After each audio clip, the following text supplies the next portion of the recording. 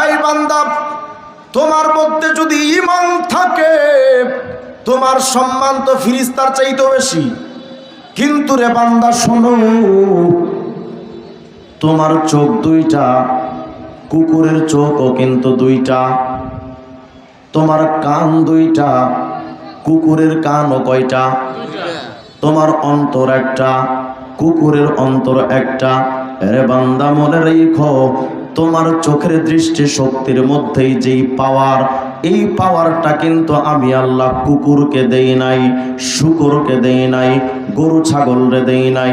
তোমার কানের মধ্যে শ্রবণের যে একটা শক্তি আছে, শ্রবণ শক্তি, এই কানের শ্রবণ শক্তিও কিন্তু কুকুরের কানেও আছে। কিন্তু তোমার কানের শ্রবণ শক্তিতে স্পেশাল কিছু বিষয় আছে যেটা আমি আল্লাহ কুকুর, শূকর, হাইওয়ান, পশু পাখিরে দেই নাই। তোমার অন্তরের মধ্যে উপলব্ধি করার একটা শক্তি আমি স্পেশাল ভাবে একটা শক্তি দিয়েছি, যে শক্তিটা আমি আল্লাহ কোনো কুকুর, শূকরকে দেই নাই। আল্লাহ তাআলা যেন বুঝাতে চান, ফেরেশতা কুকুরের চক্ষু দুইটা, ও দুনিয়ার সব দেখতে পারবে, কিন্তু কুকুর তার দুইটা চোখ দিয়া কোরআনে কারীমের তেলাওয়াত করার যোগ্যতা পাবে না।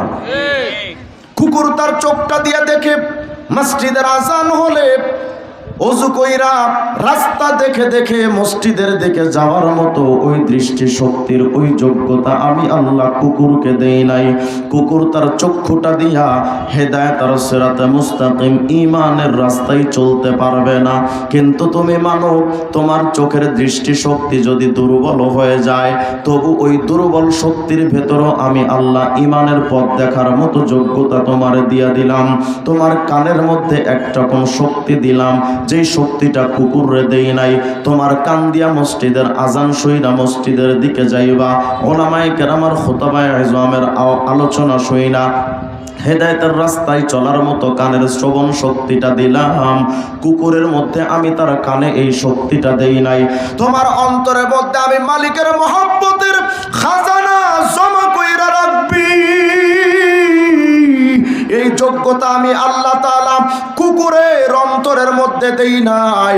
এই বান্দা, তোমার চক্ষু, কান এবং অন্তর আছে, কুকুরেরও চক্ষু, কান, অন্তর আছে, কিন্তু কুকুর তার চক্ষু, কান, অন্তর দিয়া কোনোদিন সঠিক পথটা দেখে না। তুমিও বান্দা যদি এমন হয়ে যাও যে তোমার চোখ দিয়া তুমি ঈমানের রাস্তাটা দেখো না, কান দিয়া তুমি ঈমানের কথাগুলো শোনো না, অন্তর দিয়া ঈমানটাকে উপলব্ধি কইরা বিশ্বাসটা ওখানে জমা রাখলা না, তাহলে বান্দা হিসাব মিলায় দেখলাম কুকুরের কান থাকতেও ঈমানের কাজে আসলো না, তোমার কান থাকতেও ঈমানের কাজে আসলো না, কুকুরের চোখ থাকতেও কাজে আসলো না, তোমার চোখ থাকতেও ঈমানের কাজে আসলো না, তোমার অন্তর থাকতেও ঈমানের কাজে আসলো না, কুকুরের অন্তর থাকতেও ঈমানের কাজে আসলো না। অতএব বান্দা, যখন কোনো পার্থক্য রইল না, তখন আমি আল্লাহ কি করলাম জানো? তোমার সম্মান তো দিয়েছিলাম ফেরেশতার চাইতেও বেশি। ওই সবচাইতে উঁচু সম্মানের জায়গা থেকে একটা টান দিয়ে আমি আল্লাহ তোমার মর্যাদা দিলাম, উলাইকা কাল আনআম, তুমি এখন কুকুরের মতো। ছিলাম তো সম্মানের জায়গায় ফেরেশতার চাইতে কম না বেশি?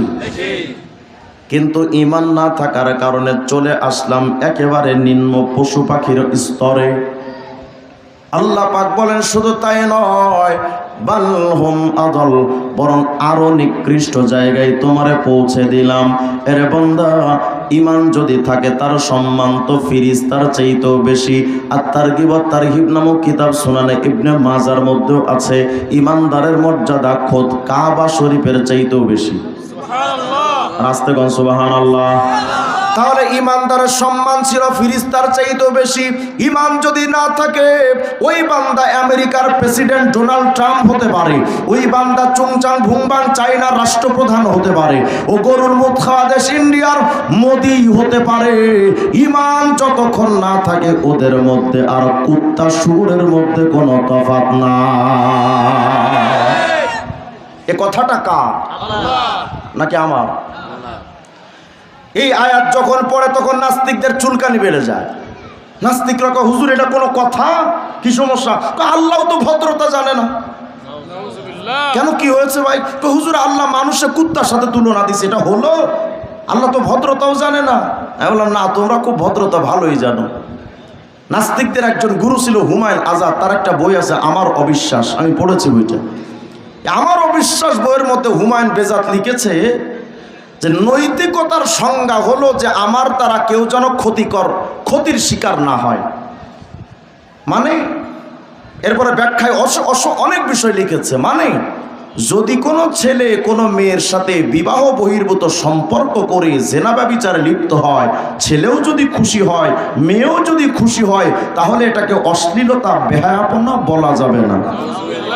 এমনকি কোনো ভাই যদি নিজের বোনের সাথে, কোনো সন্তান যদি মায়ের সাথেও জেনা ব্যভিচারে লিপ্ত হয়ে যায়, মাও যদি খুশি হয়, সন্তানও যদি খুশি থাকে, ভাই বোন উভয় যদি খুশি থাকে, এটাকে অভদ্রতা বলা যাবে না। আসতে কইলে নাউজুবিল্লাহ। ওই নাস্তিকরা আবার কয় আল্লাহ ভদ্রতা জানে না। আমি বললাম কেন এই কথা কইলে? হুজুর আল্লাহ মানুষের কুকুরের সাথে তুলনা দিলেন। আমি বললাম চান্দুরে, আল্লাহ যে শুধু কুত্তার সাথে তুলনা দিয়েছেন, কিন্তু এই সমাজের কিছু মানুষের চেহারার দিকে, কর্মের দিকে তাকাইলে তো দেখা যায় ওদের চাইতে কুকুর শুকুর হাজার গুণে ভালো। দুই একটা উদাহরণ দেই, এটা আমার মূল মাকসাদ না, সামনে আলোচনা মূল বিষয়। যেমন মনে করেন আপনাদের এই মকসুদপুর এলাকায় নগরকান্দা এলাকার আপনাদের স্থানীয় কিছু কুকুর আছে না? দেখবেন এই এলাকার কোনো কুকুর যদি ভিন্ন কোনো এলাকার কুকুররে দেখে এই এলাকায় ঢুকে গেছে, কি মনে করেন আপনার স্থানীয় কুকুর হেরে তাহির আঙ্কেলের মতো কপি খাওয়ানো দাওয়াত দিবেনি নাকি ধাওয়া দিবে? তার মানে বোঝা গেল কুকুরের মধ্যেও ক্ষমতার একটা দ্বন্দ্ব আছে। আসতে কইলেছে কুকুর তার নিজের ক্ষমতার ভিতর আর কাউকে জায়গা দিতে চায় না।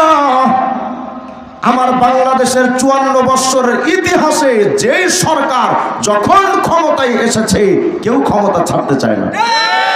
ডক্টর ইউনূসও চায় না আমি আরো থাকুন, অন্য কাউরে এখানে আনতে চায় না। আবার যদি হুজুররা ক্ষমতার মসনদে বসতে চায়, ওদের দেখবেন চুলকানি শুরু হয়ে যায়। হুজুরদের বিরুদ্ধে কেউ কেউ আওয়াজ দেয়। বোঝাতে চাচ্ছি এলাকার কুত্তা যেমন অন্য এলাকার কুকুরে সহ্য করতে পারে না, এক রাজনৈতিক নেতা অন্য রাজনৈতিক নেতারে সহ্য করতে পারে না। বোঝা গেল ওই নেতা আর কুত্তার মধ্যে আসলে বাস্তবে কোনো তফাৎ রয় না। আচ্ছা বলেন তো, আপনাদের এলাকার কুকুরগুলো কি প্রতিদিন বিরিয়ানি, মোরগ, পোলাও, রেজালা খায়? কুকুর যেটা খায় ওটা পাক না নাপাক? এই সুদখোর, তোমার খাদ্যটাও তো নাপাক। ঘুষখোর, তোমার খাবারটাও তো নাপাক। যৌতুকখোর, তোমার খাবারটাও তো নাপাক। সরকারের রিলিফের গমের টাকা, চাউলের টাকা যেই নেতারা চুরি কইরা খায়, বিধবা ভাতা, মুক্তিযোদ্ধা ভাতার টাকা যেই নেতারা চুরি কইরা খায়, ওই নেতাদের খাবারটাও তো পাক। তাহলে বোঝা গেল মানুষের মধ্যে কিছু মানুষ আছে যারা হারাম খায়, নাপাক খায়। কুকুরের খাবারটাও নাপাক, কিছু মানুষের খাবারটাও নাপাক। বোঝা গেল ওই হারামখোরদের ভেতরে আর কুত্তার মধ্যে আসলেই থাকে না কোনো তফাৎ। চেহারাটা দেখতে ভালো, পোশাকটাও চমৎকার, অন্তরে তার কালি ভরা, মাগার টাটকা একটা জানোয়ার। এই সমাজের ভিড়ে আজি হাইরে, এই সমাজের ভিড়ে আজি আসল মানুষ নাই রে নাই। মানুষ দেখতে চলো এবার জাদু ঘরে যাই সবাই। হাইরে সাধের দুনিয়ায় মানুষ পাওয়া বড় দায়। মানুষ দেখতে চলো এবার গুরুস্থানে যাই সবাই। সত্য কথা বলে যাই, মন দিয়া ভাবেন সবাই। কোটি কোটি মানুষ আছে, আসল মানুষ নাই রে নাই। সাহাল হে আলেমে দি হাফেজে কুরআন হোনা, सहल है आलिम दी हाफिज कुरआन होना, कुछ बड़ी बात नहीं मुफ्ती दौरा होना, कोई दुश्वार तो नहीं आलम में तबाह होना, सख्त मुश्किल है मगर सच्चे मुसलमान होना। सहल है वाइज दी सहल है वाइज आतश बगरीबा होना, और आसा के बहुत साहिब ईमान होना, कोई मुश्किल तो नहीं आफाक में ले डार होना, सख्त मुश्किल है मगर सच्चे मुसलमान होना। आलम हवा तो सहज, हाफिज साहेब हওয়া সহজ, যুগের বিরাট বড় মুফতি আজম হওয়া সহজ, বড় বড় লিডার হওয়াও সহজ, কিন্তু সত্যিকারের মুসলমান হওয়াটা বড় কঠিন। এটা আজীব জিনিস। আল্লাহ রাব্বুল আলামিন বলে, বান্দা কিছু মানুষ হলো কুকুর শুকরের মতো, বরং আরো নিকৃষ্ট। যদি বলেন এই আয়াতগুলো আমি কেন পড়লাম, দুটো জিনিস আগে মাথায় রাখেন। ইমানদারের সম্মান ফেরেশতার চাইতে কম না বেশি? বেঈমানের অবস্থা কুকুরের মতো শুকরের মতো, বরং আরো নিকৃষ্ট। এ কথা আমার না আল্লাহর। এই আয়াতটা বোঝার জন্য এবার চলেন মাআলিমুত তানজিল বগাবী, তাফসিরে বগাবী নামে যেটা পরিচিত, এই হাদিসের এই তাফসিরের গ্রন্থের মধ্যে আসছে হযরত মুকাতিল বলেন, ইয়াজমাউল্লাহুল ওয়াহুশা ওয়াল হাওয়াম ওয়াত তায়র, কিয়ামতের ময়দানে আল্লাহ পাক সমস্ত পশু পাখিকে হাজির করবেন। আমরা তো মনে করি কিয়ামতের ময়দানে মনে হয় শুধু মানব জাতি উঠবে, পশু পাখি উঠবে না। ভুল কথা। কোরআনে কারীমে আল্লাহ পাক বলেন, ওয়া ইযাল ওয়াহুশু হুশিরাত, কিয়ামতের ময়দানে, হাসরের ময়দানে পশু পাখিকেও হাজির করা হবে। কি কাম? পশু পাখির তো নামাজের হিসাব নাই, রোজা হজ যাকাতের হিসাব নাই, কোনো কিছুর হিসাব নাই, কিন্তু পশু পাখির মধ্যে একটা বিচার আছে। কি বিচার? হাত্তা ফায়ুকযা বাইনাহুম হাত্তা ইউক্তাসালিল জাম্মা'i মিনাল কারনাব, সমস্ত পশু পাখির ভিতরে ও নামাজ পড়েছে কিনা হিসাব নাই, কারণ ওর উপর নামাজই ফরজ না। রোজা হজ যাকাত দিল কিনা হিসাব নাই, ওর উপর এটা ফরজ না। কিন্তু পশু পাখিদের মধ্যে শুধু একটা জিনিসের হিসাব আছে, ওই হিসাবের নাম হলো জুলুম। কিসের হিসাব? কথা বুঝতেছেন তো নাকি বিরক্ত হচ্ছেন আপনারা? জুলুমের হিসাব। কি জুলুম? হাত্তা ইউক্তাসালিল জাম্মা'i মিনাল কারনা, শিংওয়ালা পশুর আল্লাহ বলবেন আই দাঁড়াও, আর দুর্বল পশুরে বলবেন এই কিয়ামত আজকে তুমিও একটু দাঁড়াও। কেন? আল্লাহ বলবেন, দুর্বল রে, এই সিংওয়ালা তোরে দুনিয়াতে কয়বার জুলুম করেছিল ক? আল্লাহ বেশি না মোটামুটি 333 বার মেরেছে। আল্লাহ বলবেন, দুর্বল, তুই তো দুনিয়ায় শুধু গুতাই খাইছিলি, কিছু তো কইতে পারস নাই, কারণ তুই দুর্বল, জীর্ণ শীর্ণ, তোর সিংও ছিল না, কিছুই বলতে পারিস নাই। কিন্তু দুর্বল রে, ওই শক্তিশালী পাওয়ারফুল ও তো জানতো না যে দুর্বলদের সাথে আমি আল্লাহ থাকি। সুবহানাল্লাহ। আপনারা তো মনে করেন দুর্বলরা তো দুর্বলই, কিন্তু আমার হিসাবটা শোনেন, দুর্বলরা আসলে দুর্বল নয়, দুর্বলরাই আসল শক্তিশালী, কিন্তু তাদের শক্তিটা দেখা যায় না। আর ক্ষমতাশীল দাপটওয়ালা ও যা আসলে দুর্বল, ওর অস্ত্রের ঝনঝনানিতে ওর দুর্বলতা দেখা যায় না, কিন্তু আসলে দুর্বল। কারণ হলো শক্তিশালীর সাথে থাকে টাকা আর ক্ষমতা, আর দুর্বলের সাথে থাকেন স্বয়ং আমার আল্লাহ। আমাদের বাংলাদেশে শুধু ক্ষমতার লড়াই চলে। এই যে নির্বাচন আসতেছে, গত সরকার পড়ে গেল, তার নেতা কর্মীদের ধুমা পিটা, আবার এর আগে যারা ছিল তারাও দুর্বলদের পিটাইছে। 54 বৎসরে ক্ষমতার মসনদে যারাই গেছে দুর্বলদের উপরে হামলা করেছে। বিরোধী পার্টির উপরে হামলা করেছে। সামনে যখন আবার যারা ক্ষমতা আসবে এরাও বিরোধী দলদেরকে পিটাবে।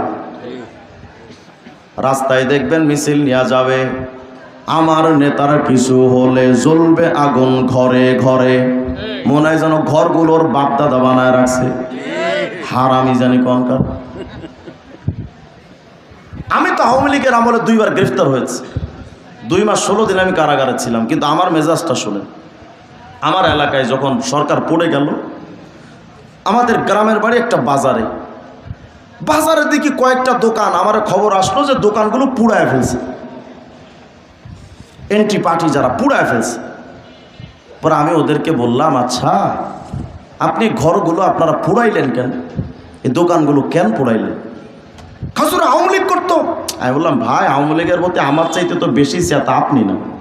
আমি 2 মাস কারাগারে থেকেছি, 2-2.5 মাস একেবারে হুদা কারণে, কোনো অন্যায় ছাড়া। আমার চাইতে তো বেশি ক্ষিপ্ত আপনি না, কিন্তু আপনি দোকানগুলো পোড়াইলেন কেন? হুজুর এই অপরাধ করছে। আমি বললো, ও তো আপনার দোকান কোনোদিন পোড়ায় নাই, আপনিও দোকান পোড়াইলেন কেন? আপনি কি জানেন এই দোকানটা দিয়ে শুধু তার নয়, তার অসুস্থ বাবা মা, তার ছোট্ট মাসুম বাচ্চা, তার স্ত্রীর ভরণ পোষণ এবং দুমুঠো আহার যুক্ত। কেন পোড়াইলেন? কে দিয়েছে আপনাকে অধিকার? আন্দোলনের নামে সরকারি গাড়ি বাড়ি পোড়ানোর অধিকার কে দিয়েছে আপনাকে? 18 কোটি জনগণের সম্পদ ওটা, ওটা কোনো সরকারের বাপের সম্পত্তি নয়। ক্ষমতা থাকলেই ক্ষমতার অপব্যবহার করা উচিত না। আল্লাহ বলেন, এই মাজলুম,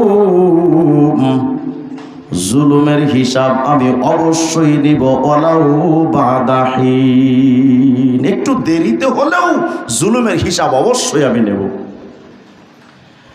কিয়ামতের ময়দানে পশু পাখির মধ্যে বিচার হবে, কার কার প্রতি কে কতটুকু জুলুম করেছে, প্রতিশোধ লও। যখন দুর্বলদের প্রতিশোধ নেওয়া শেষ হয়ে যাবে, বিচার আচার যখন শেষ, এবার আল্লাহ পাক বলবেন, এই পশু পাখি শোন, আনা খলাকতুকুম ওয়া সাখখারতুকুম লিবানি আদম, আমি তো তোমাদের সৃষ্টি করেছিলাম এই মানবের সেবা করার জন্য, দুনিয়ায় যেন তোমরা মানব জাতির সেবা করতে পারো। অকুনতুম মুতিঈনা ইয়্যাকুম আইয়ামা হায়াতিকুম, যতদিন দুনিয়াতে ছিলে ততদিন তো তোমরা মানব জাতির সেবা করেছো, কিন্তু আজকে তো দুনিয়া নাই, তোমাদের কাজের যে কাজে সৃষ্টি করেছিলাম ওই কাজের তো দরকার নাই। মানব যদি জান্নাতে যায়, রহমতের ফিরিস্তারা সেবার জন্য রেডি, জাহান্নামে গেলে ফিরিস্তারা রেডি। অতএব তোমাদের পশু পাখি তো বেঁচে থাকার দরকার নাই। কি করবো আল্লাহ? ফারজিউ ইলা মা কুনতুম কুনু তুরাবা, তোমরা আগে যেমন মাটি ছিলা এখন মাটি হয়ে যাও। তো মুহূর্তের মধ্যে সমস্ত পশু পাখিগুলো মাটি হয়ে যাবে।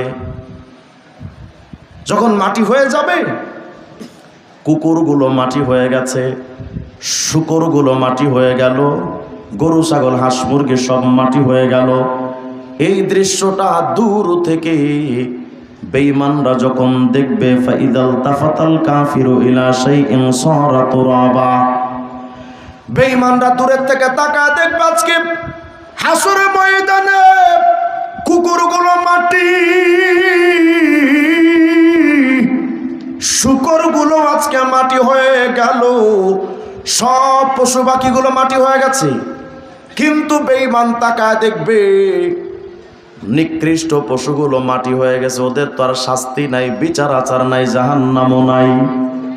কিন্তু আমি তো মানব, আমার মাথার উপরে সূর্যের তাপ, নিচে গরম মাটি। সৌদি আরবে গেছেন কে কে? একটু হাত তোলেন তো দেখি। মক্কায় গেছেন বা উমরা করেছেন কে? হাত তোলেন। আচ্ছা, হাত নামান। মক্কার হারাম শরীফের আশপাশের রাস্তাগুলো কি উঠে কেন?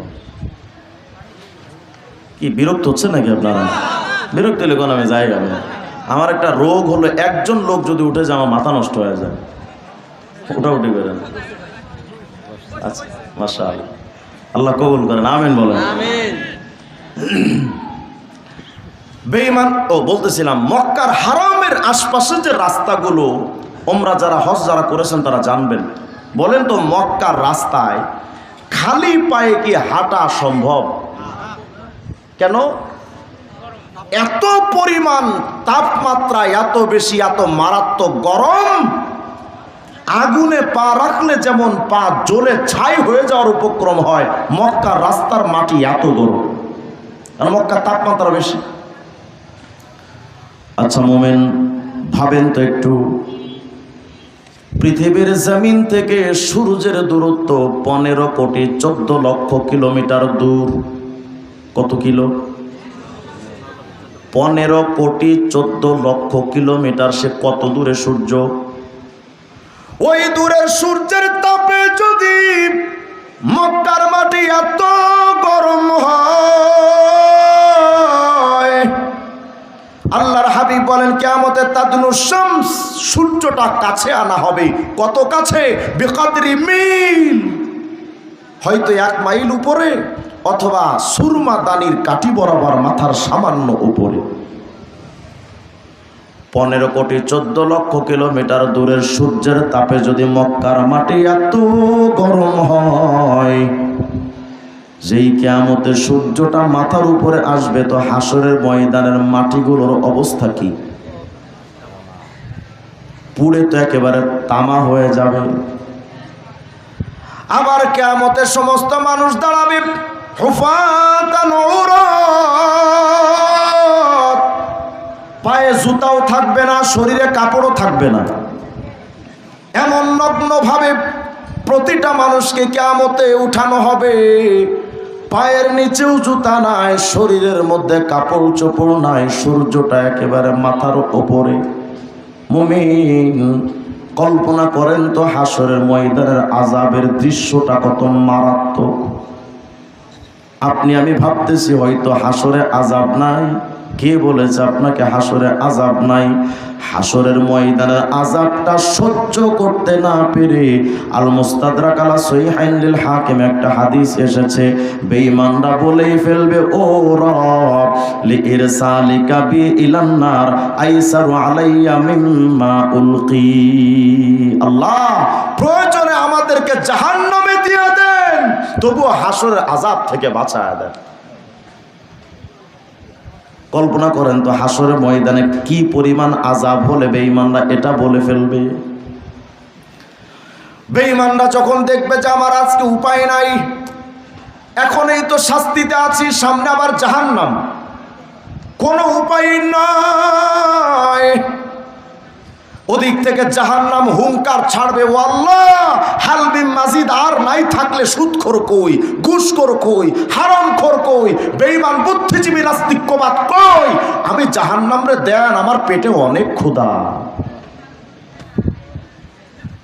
আরেকটা হাদিস আপনাদের আজীব একটা হাদিস শোনায়া যায়। সরওয়ারে দো আলম বলেন, ইয়াখরুজু উনুকুম মিনান নার, কিয়ামতের ময়দানে জাহান্নাম থেকে একটা গলা বের হবে, গলা। লাহু লিসানুন ইয়ানতিক, ওই গলাটার একটা জিহ্বা থাকবে, যে জিহ্বা দিয়ে সে কথা বলবে। ওয়ালাহু আইনান তুবসিরান, দুইটা চোখ থাকবে, দুইটা চোখ দিয়ে হাসরবাসীরে দেখবে। ওয়ালাহু উযুনান তুবসিরান ওয়ালাহু উযুনান তাসমাআন, দুইটা কান থাকবে, যে দুটো কান দিয়ে দৃশ্যগুলো, সব আওয়াজগুলো শুনবে। এই গলাগুলো বের হয়ে বলবে, এই হাসরবাসী শোনো, উকিলতু বিসালাসা, 3 প্রকার মানুষের জন্য আমি আজকে নিয়োজিত, তাদেরকে গিলে গিলে খাবো, গিলে খেয়ে জাহান্নামের মধ্যে আমি তাদেরকে উগড়ে ফেলবো। 3 প্রকার মানুষকে আজকে আমি গিলবো। 1 নাম্বার, মানিদ্দা মাআল্লাহি ইলাহান আখর, ওই মানুষগুলোরে গিলে খাবো যারা আল্লাহর সাথে শিরিক করত। ওই মানুষগুলোরে গিলে খাবো যারা আল্লাহর কাছে সন্তান না চাইয়া বাবার মাজারে গিয়া সন্তান চাইতো। ওই মানুষগুলোরে গিলে খাবো যারা বাবার পায়ে সেজদা দিত, আল্লাহর পাকের সেজদার পরিবর্তে বাবার পায়ে সেজদা। ওই মানুষগুলোরে আমি আজকে গিলে খাবো যেই মানুষগুলো বাবার কাছে গিয়া বলতো, বাবা ভাগ্য পাল্টায়া দে। আপনাদের ফরিদপুরে তো মনে হয় এই অনুসারী নাই।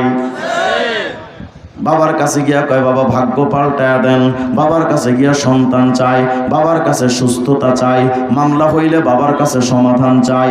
বলেন তো সব কিছু চাওয়ার জায়গা কার কাছে? অন্য কারো কাছে চাওয়া যাবে? বাবার কাছে গিয়া যারা শিরিকের মধ্যে লিপ্ত হয়ে যায়, ওই গলাটা বলবে শোনো আমি এমন মানুষকে গিলে খাবো যারা আল্লাহর সাথে শরীক করেছে। 2 নম্বর ওয়াবিকুল্লি জব্বারিন আতীদ, ওয়াবিকুল্লি জব্বারিন আনীদ, যেই নেতারা প্রভাবশালী দাম্ভিক নেতারা অন্যের উপরে জুলুম করত তাদেরকেও গিলে খাবো। ওয়াবিল মুসাউবিরিন, যারা ছবি অঙ্কন করত। আজকে এখানে আমাদের মুফতি আব্দুল গফফার সাহেব শুরুতে আলোচনা করতেছিলেন ছবি তোলার ব্যাপার। ক্যামেরার ছবি যদিও কিছু কিছু আলেমরা জায়েজ বলেছেন, কিন্তু ছবি বের করা পোস্টারিং করার ব্যাপারে আজ পর্যন্ত কোনো আলেম ওলামা এটাকে বৈধতার ফতোয়া দেয় নাই। নির্বাচন আসতেছে দেখবেন নেতার ছবি ছাড়া পোস্টারিং হবে না। এখন তো দেখি মাঝে মধ্যে হুজুররাও পোস্টারিং এর মধ্যে ছবি দেয়, আছে না নাই? পৃথিবীর সবচাইতে বড় মুফতিও যদি নিজের ছবি কোনো পোস্টারে দেয়, ওই মৌলবীও হারামি। বলেন কি? হারামি, হারামি। ছবি অঙ্কন, মূর্তি, ভাস্কর্য। মাঝখানের একটা কথা আপনাদের বলে দেই, যেই দল করেন না এটা আপনার ব্যাপার। মূর্তির বিরোধিতা যদি কোনোদিন আলেমরা করে, প্রতিবাদ কইরেন না, আলেমের বিরুদ্ধে যায় মেনে নেন। কত হয়?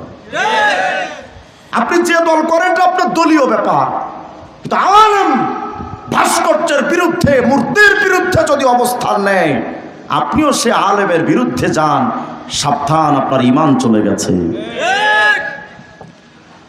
ওই গলাটা বের হয়ে বলবো ওয়াবিল মুসাউবিরিন, যারা ছবি অঙ্কন করত, ছবি ছাপাইতো, আমি তাদেরকেও গিলে খাবো।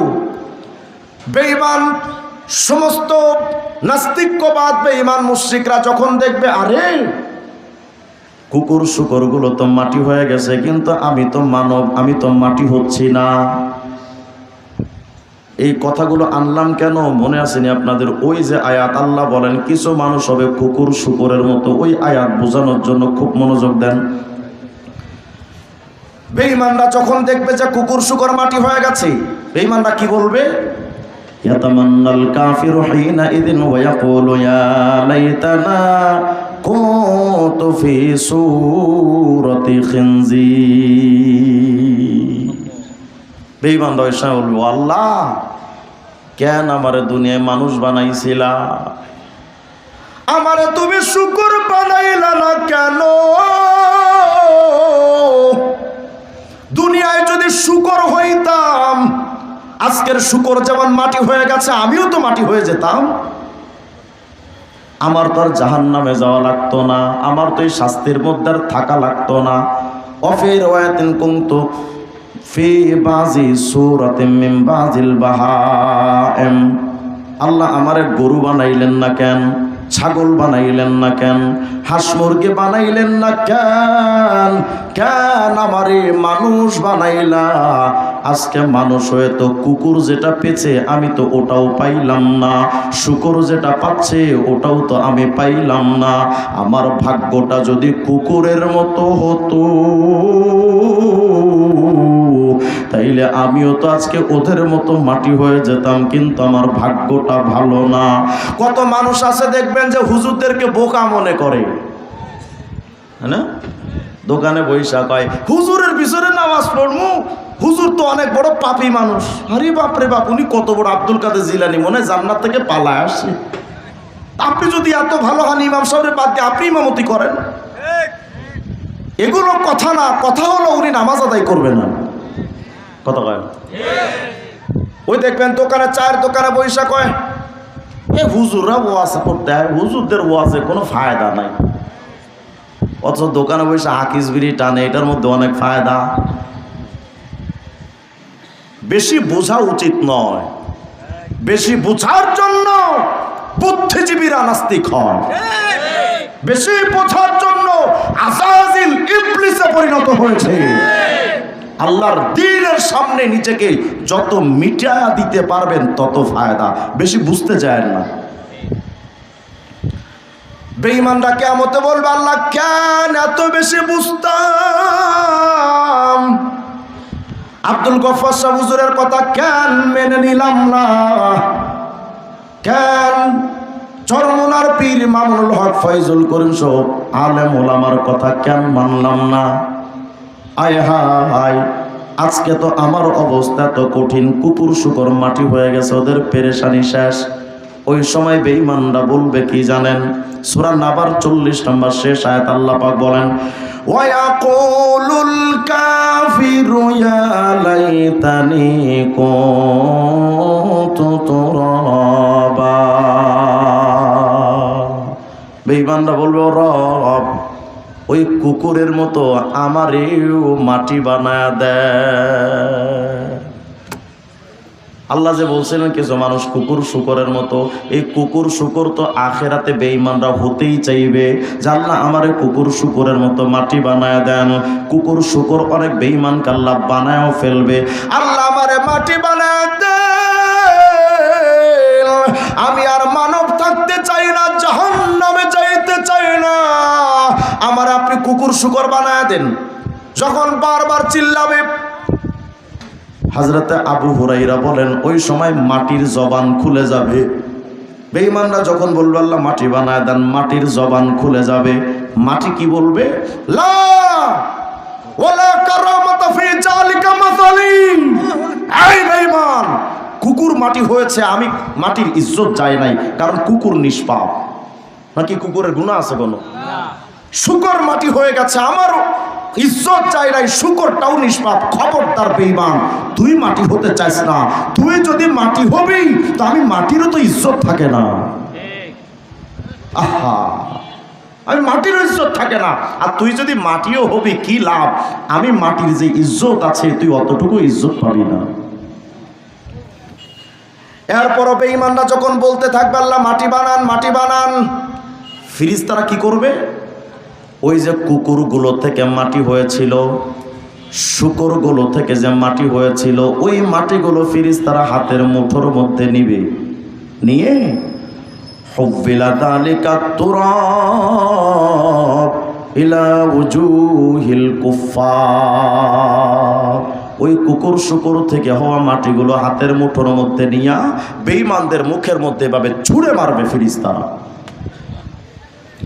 এজন্য সূরা আবাসার 38 থেকে 41 নম্বর আয়াত আল্লাহ বলেন, উজুহু ইয়াউমাইযিন মুসফিরা দাহিকাতুম মুস্তাবশিরা ওয়া উজুহু ইয়াউমাইযিন আলাইহা গাবারা তারহাকুহা কাতারা। আল্লাহ পাক বলেন কিয়ামতে কিছু মানুষের চেহারা হবে উজ্জ্বল, আলোকিত। কাদের চেহারা? হযরত আব্দুল্লাহ ইবনে আব্বাস বলেন ইয়াউমা তাবিয়াদু উজুহু আহলি সুন্নাতি ওয়াল জামাআ।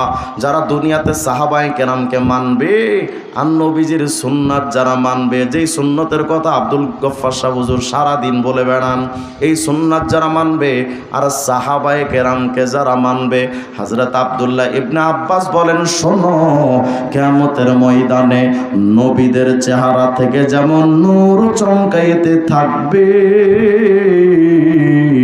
সাহাবা এবং সুন্নাহ মাননেওয়ালা উম্মতে মুহাম্মদের চেহারা থেকে কিয়ামতে নবীদের মতো নূর চমকাতে থাকবে। আর বেঈমানদের চেহারা থাকবে ধুলা ময়লা। কোন ধুলা?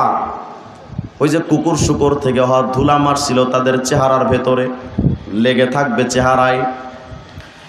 সহিহ বুখারী 3350 নম্বর হাদিসে আসছে, কিয়ামতের ময়দানে ইয়ালকা ইব্রাহিম আবাহু আযার।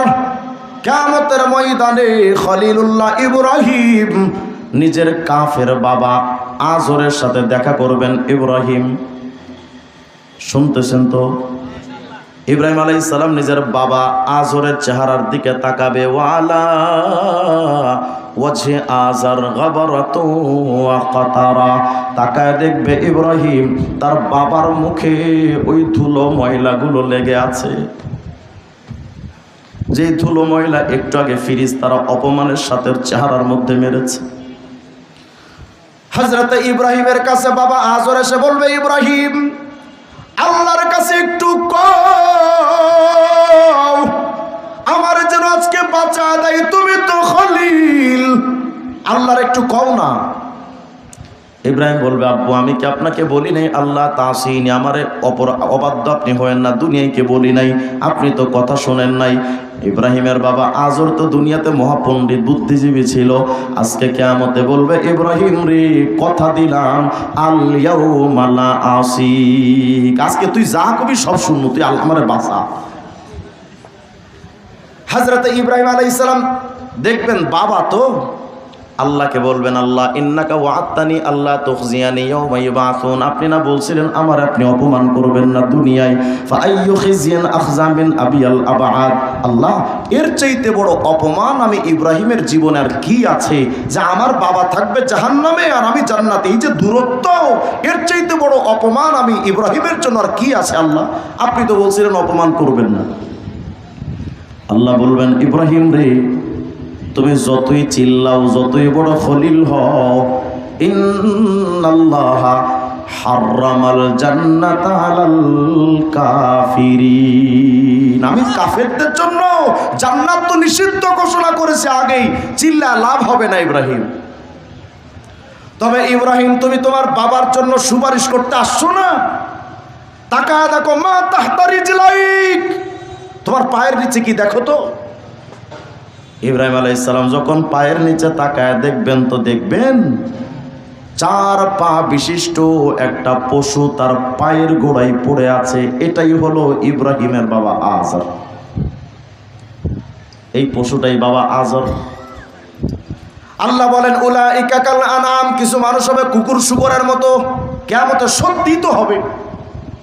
তারপরে ইব্রাহিমের বাবার পা ধইরা জাহান্নামে ফেলে দিবে।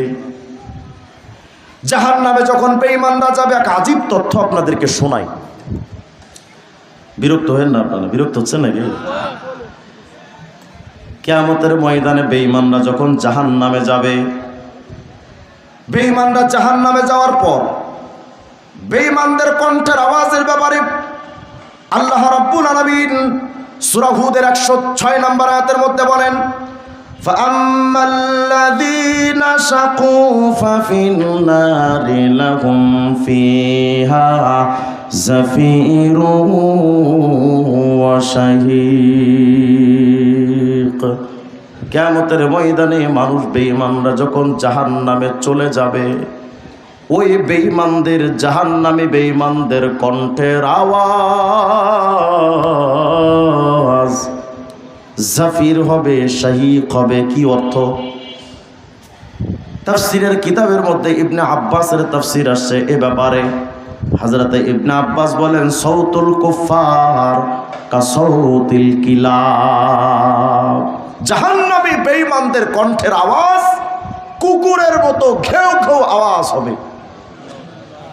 তারা স্বাভাবিক প্রক্রিয়ায় কথা বলতে পারবে না, বেঈমান যত বড় দুনিয়ার সিঙ্গার শিল্পী হোক না কেন, কণ্ঠের আওয়াজ স্বাভাবিক কণ্ঠ রবে না, তাদের কণ্ঠের আওয়াজ হবে কুকুরের মতো।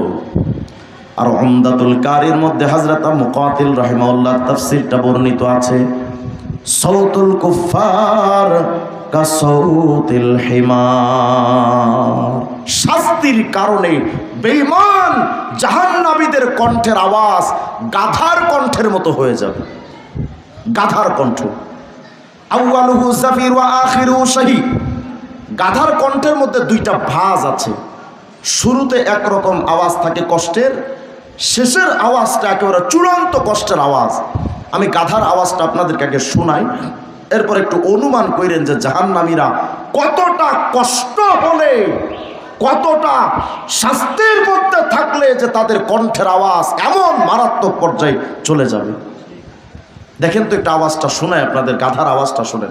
এই গাধা তো আগের গাধা তো একই গাধা, তাদের আওয়াজ আর আগের আওয়াজ এখন আওয়াজ তো একই আওয়াজ। দেখেন তো গাধার আওয়াজটা কেমন।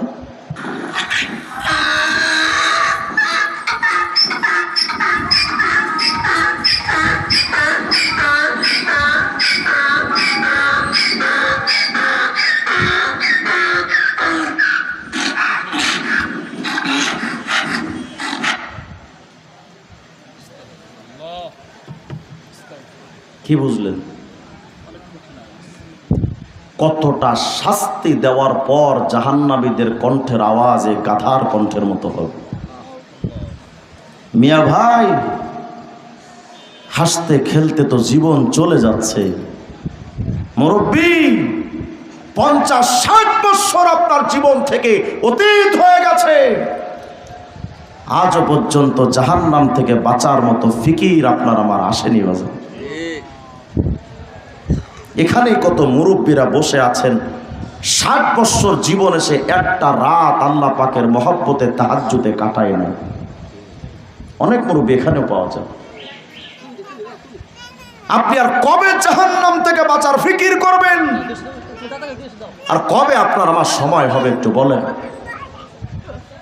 ভাইরা। এখানেই তো অনেক মুরব্বীরা বসে আছেন, দাড়িগুলো সাদা, এদিক তাকান, দাড়িগুলো সাদা। এই মুরব্বী, আপনার এই সাদা দাড়ির পরে আর কোন কালার আপনার দাড়িতে আসবে আমাকে একটু বলেন তো বাজান। আপনি তো লাস্ট স্টেপে আছেন, এরপরে তো আপনার আর কোনো ধাপ নেই। আখেরি ধাপে আপনি অবস্থান করেন, আজও পর্যন্ত হাত থেকে বিড়িটা আপনি ফেলতে পারেন নাই। আজও পর্যন্ত দোকানে বসে গীবত শেখাত আপনার বন্ধ হয় নাই। আজও পর্যন্ত মানুষ ঠকানো মেজাজ আপনার পরিবর্তন হয় না। আর কবে নামাজের দিকে আসবেন আমাকে বলেন তো বাজান, কবে সময় হবে? আল্লাহ আফসোস করে বলেছেন, এই আলাম ইয়ানি লিল্লাযিনা আমানু আন তাখশা কুলুবুহুম লিযিকরিল্লাহ। আল্লাহ স্মরণ করার সময় কি তোমার এখনো আসেনি? আর কবে সময় হবে তোমার? মানুষজন, সন্তান যদি কথা না শোনে, বাপ মা সন্তানকে বলে, এই বাবা, বিয়া কইরা পাল্টায় গেলি, বন্ধু বান্ধবের পাল্লাই পইরা বাপ মারে ভুইলা গেলি, কি হইল তোর? সন্তান কথা না শুনলে বাপ মা এমন আফসোস করে বলে, বাবা কি হয়েছে রে তোর? আল্লাহ পাক একই আফসোস করে বলছেন, ইয়া আইয়ুহাল ইনসান মা গররাকা বিরাব্বিকাল কারীম। এই বান্দা, আমার থেকে তোরে কে দূরে সরায় দিল? আর কবে তুই আসবি আমার কদমে? আমার ভাই, কত মানুষের তো আজকে রাত্রবেলা মালাকুল মউতের সাথে তার মোলাকাত হয়ে যাবে। এমন যদি হয় যে ওই সিরিয়ালে আপনি, আমি, রিজওয়ান রফিকের নামটাও আছে, আমি তো আজও তওবা করার সুযোগ পেলাম না। আমি আজও পর্যন্ত তওবা করি নাই। আমি কোন প্রস্তুতি নিয়ে আছি? মানুষ তো হাসতে হাসতে মারা যায়, কাঁদতে কাঁদতে মারা যায়, কথা বলতে বলতে মারা যায়। এমনও বক্তার ইতিহাস শুনেছি, বক্তা স্টেজে বয়ান করতে করতে মারা গেছে। এমন হাজারো প্রমাণ আছে, শ্রোতারা ওয়াজ শুনতে শুনতে যাওয়ার পথে তার লাশ বাড়িতে গেছে। কবে সময় হবে আপনার আমার বলেন তো একটু।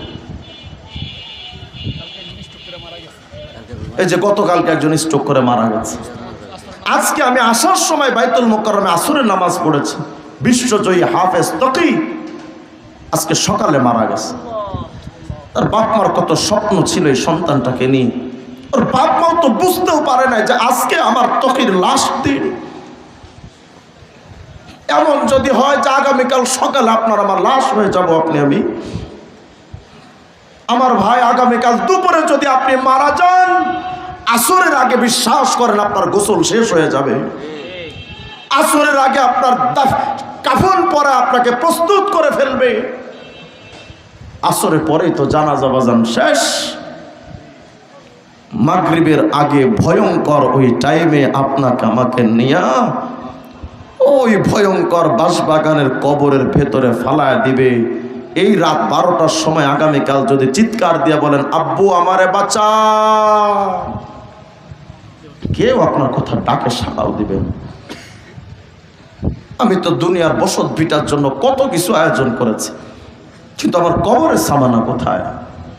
আমার জাহান্নাম থেকে বাঁচার সামানা কই? আর কবে তৈরি হবে আপনার আমার? সিদ্দিক আকবর তো ওই সাহাবী। এক হাদিসের মধ্যে আসছে, হুজুর আকরাম আলাইহিস সালাম একদিন বলছেন, এই দরজা একজন এসে এক জায়গায় বসে আছেন সাহাবী, নবীজি সাহাবীদেরকে নিয়ে একজন দরজায় নক করেছেন। নবী বলেছেন, যাও ইফতাহিল বাব, দরজাটা খোলো, ওয়াবাশশিরহু বিল জান্নাহ, এবং যে আসতেছে তাকে বলো যে আল্লাহ তোমার জন্য জান্নাতের ফায়সালা করেছে। সাহাবী বলেন, আমি দরজাটা খুলে দেখি আবু বকর সিদ্দিক। এই আবু বকরের জীবনী জানেন? আবু বকর সিদ্দিক একদিন রাস্তার পাশ দিয়ে যাচ্ছেন, যা আতাইর আলা শাজারা, হঠাৎ একটা পাখি আসছে গাছের উপরে সে ফল খেয়ে পাখি চলে যাবে। সিদ্দিক একবার ডেকে বলতেছিলেন, তুবা লাকা ইয়া তায়র, এই পাখি তুমি কতই না ভাগ্যবান, তুমি একদিন দুনিয়াতে আসছিলে, তুমি এখন গাছে আসো, তোমার জন্য খাবার রেডি, তুমি খেয়ে আবার উড়ে যাচ্ছ, একদিন তুমি মারা যাবে। পাখি তোমার কোনো হিসাব নাই। কিন্তু আমি সিদ্দিক আকবরকে তো আমাকে টানতে টানতে হিসাবের কাঠগড়ায় আমাকে দাঁড় করানো হবে। হযরতে আয়েশা সিদ্দিকা বলতেন, ইয়া লাইতানি কুনতু নাসিয়াম মানসিয়া। আয়েশা সিদ্দিকা বলতেন, হায় আফসোস, আমি যদি একদম নিশ্চিহ্ন হয়ে যেতাম, আমার যদি কোনো অস্তিত্বও না থাকতো, তাহলে আমার হিসাব দেওয়া লাগতো না কিয়ামতে। বাজান, আপনার ফিকির আর কবে আসবে আমাকে বলেন? আপনি যে দাড়িটা কাটেন, আল্লাহর কসম আপনি জাহান্নামের কবরে, জাহান্নামের আগুনে চিৎকার দিয়ে কাঁদবেন। যে বিবি আপনাকে দাড়ি কাটতে বলেছিল, যে বন্ধু বান্ধব, যে প্রেমিকা আপনাকে দাড়ি কাটতে বলেছিল, তার নাক ডেকে ঘরে ঘুমাবে, আর তুমি চিৎকার দিয়ে দিয়ে কাঁদবে, তোমার পাশে কেউ যাবে না, কেউ যাবে না। আল্লাহকে ওয়াস্তে আপনি যদি বলেন যে রিজওয়ান রফিকি হুজুর আপনি আসেন, আমি বসে আছি, আমার পায়ে ধরেন, আমি আর দাড়ি কাটবো না, নামাজ ছাড়বো না, আল্লাহর কসম আপনি বলেন, আমি নিজে আপনার পায়ে হাত রেখে বলি, আল্লাহকে ওয়াস্তে নামাজটা ছাইরেন না। বাজার মা বোনের আর পর্দাটা ছাইরেন না। প্রতিটা নজর পরপুরুষ তাকায়, একবার একটা নজর কোনো মহিলার দিকে পরপুরুষ দিলে একটা কবিরা গুনাহ, ৭,০০০ বছর জাহান্নাম। হাদিসের মধ্যে আসে, হুজুর আকরাম বলেন, জাহান্নামীদেরকে যখন কবরে রাখা হবে, বেঈমান গুনাহগারদের কবরে ৯৯টা সাপ নিযুক্ত করে দেওয়া হবে। এক একটা সাপের, প্রত্যেকটা সাপের আবার ৭টা করে মাথা থাকবে, বিষাক্ত মাথা। আমার ভাই, জীবন পরিবর্তনের জন্য সারা রাত ওয়াজের দরকার নাই বাজান, এত লম্বা টাইম ওয়াজের কোনো দরকার নাই। শুধু একটু এই বিবেকটাকে একটু জাগ্রত করেন যে আমি তো আজকেও মারা যেতে পারি, আমি তো কালকে কবরস্থ হতে পারি। আপনাদের পাশের বাজারে কতগুলো কাফনের কাপড় আসছে, আপনার কি বিবেক নাড়া দেয় না? এই কাফনের কাপড়গুলো তো এই এলাকার মানুষের জন্য আসে, হতে তো পারে যে আপনার জন্য আসে। আল্লাহ আমার ভাইদেরকে বুঝ দান করেন, আমাদের সবাইকে আল্লাহ পাক হিদায়াতে কামেলা দান করেন, তওবা ওয়ালা জিন্দেগি দান করেন। আল্লাহ পাক যেন আখিরাতে জাহান্নাম থেকে মুক্তির আমল করে আরিফ বিল্লাহ আশিক ইলাহি হওয়ার তৌফিক দান করেন, বলেন আমিন। আজকের মাহফিলটা যেখানে হলো আপনারা খুশি না বেজার? আচ্ছা বলেন তো, আজকে এখানে যে আলোচনাগুলো হয়েছে সেই সন্ধ্যার পর থেকে এখানে কোনো ফালতু আলোচনা হয়েছে? বিভিন্ন মাহফিলে তো দেখা যায় বক্তার এসে নেচে গিয়ে হেসে দু একটা কেসা কাহিনী, দু একটা আনন্দ উল্লাস আর কৌতুক করে চলে যায়। আলহামদুলিল্লাহ, মাদ্রাসা কওমি মাদ্রাসার আলেমদের একটা স্বভাব হলো যে তারা চান জাতির একটু পরিবর্তন আসুক। এই যে মাদ্রাসার আজকে মাহফিলটা আয়োজন করেছে, আপনাদের উপকার হয়েছে না? হয়েছে কিনা? আজকের এই মাহফিল থেকে, মাদ্রাসা থেকে 25 জন ছাত্র হাফেজ হয়েছে। আলহামদুলিল্লাহ বলবেন না? ঢাকা শহরে অনেক বড় বড় মাদ্রাসায় 25 জন ছাত্র হাফেজ হয় না। আমি আমার নিজের চোখে দেখেছি, অসংখ্য বড় বড় মাদ্রাসায় 8 জন 10 জন 6 জনের মধ্যে শেষ হয়ে যায়। এই একটা মাদ্রাসায় 25 জন ছাত্র হাফেজ হয়েছে। এটা তো আপনাদের জন্য একটা চান কপাল, যেমন একটা মাদ্রাসা আপনাদের অনুদানে আল্লাহ পাক চালিয়ে নিচ্ছে। এটা আপনাদের ভাগ্যের ব্যাপার। এই মাদ্রাসার জন্য যখন যে হাজত আসে পাশে থাকবেন না ইনশাআল্লাহ? আমি আপনাদের এই মাহফিল নিয়ে আলহামদুলিল্লাহ, আপনাদের হুজুর সহ আমি সাধারণত গত বছর 400 মাহফিল করছি, কিন্তু আসলে কিছু কিছু মাহফিল আমাদের হৃদয়ে লেগে থাকে। মাহফিল কর্তৃপক্ষের আচরণ এবং ভালোবাসা, আপনাদের এই মাহফিলে আমি নেওয়ার পর গত কয়েকদিন আগে আসছিলাম এই পাশে এক মাহফিলের জন্য। হুজুরদের আন্তরিকতা, আজকে হুজুরদের আন্তরিকতা, ভালোবাসা আমাকে মুগ্ধ করেছে যে এই মাদ্রাসার ছাত্ররা এমনিতেই যোগ্য হয়ে গড়ে ওঠে না, এখানকার প্রত্যেকজন স্টাফ এক একজন কর্মঠ এবং যোগ্য ব্যক্তি। আলহামদুলিল্লাহ। এই মাদ্রাসার পাশে থাকবো তো ইনশাআল্লাহ সবাই। আমি শুনেছি এই মাদ্রাসার ছাত্ররা বোর্ডে স্টান করে, পুরা বাংলাদেশে যারা 1 নাম্বার 2 নাম্বার সিরিয়ালে যায়, পুরা বাংলাদেশে 1 নাম্বার 2 নাম্বার হয়, তার মধ্যে এখানেও মাদ্রাসার ছাত্ররাও আছে। এমন একটা মজবুত মাদ্রাসার পাশে সর্বদা থাকবো না ইনশাআল্লাহ। আল্লাহ তাআলা আমাদের সবাইকে কথাগুলোর প্রতি আমল করার তৌফিক দান করেন, বলেন আমিন। দুরূদ শরীফ পড়ি, আল্লাহুম্মা সাল্লি আলা মুহাম্মাদ।